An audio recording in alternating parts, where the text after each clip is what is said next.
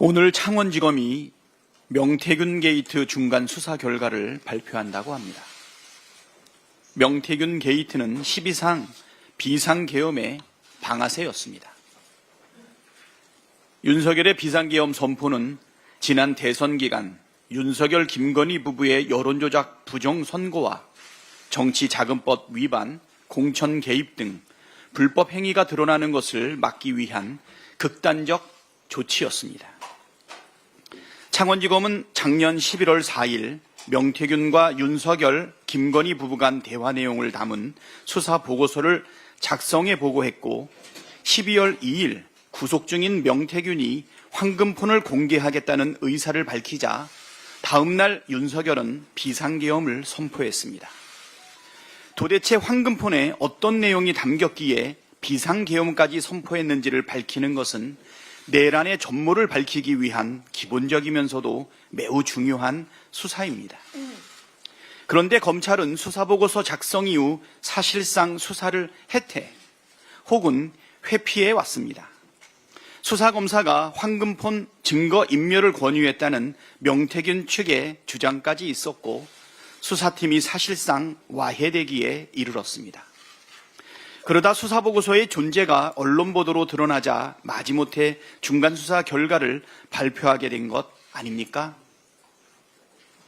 민주당이 명태균 특검을 요구하는 이유는 명태균 게이트의 중대성에 비해 검찰의 수사 의지가 매우 빈약하다고 보고 있기 때문입니다.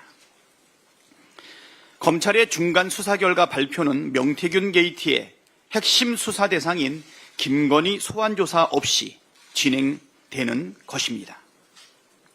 녹취에서 언급된 소위 20억 클럽, 추경호 국민의힘 전 원내대표와 홍준표 대구시장 등에 대한 수사를 하긴 했는지도 의문입니다.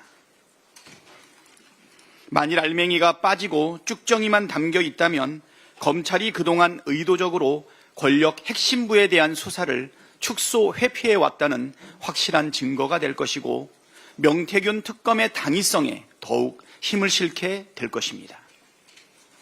12.3 내란을 일으킨 내란숙의 윤석열이 기소는 됐지만 아직 내란의 동기에 대해 명확하게 수사가 이루어지지 않았습니다.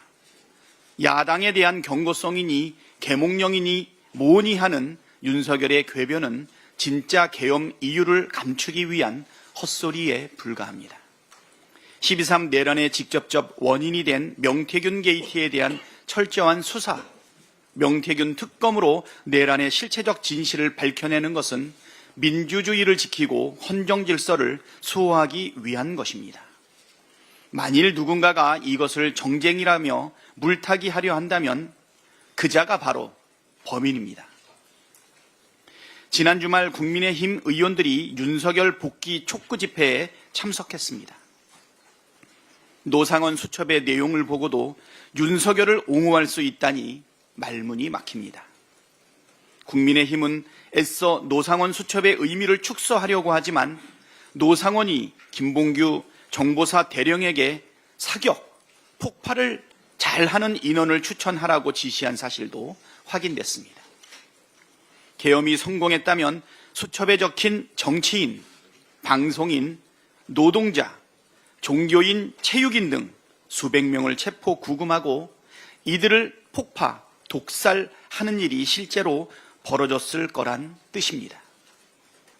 자신과 부인의 불법과 부정행위를 감추려고 국민 수백 명을 무참히 살해하려던 자를 옹호하는 것은 인간으로서 할 수 없는 일입니다.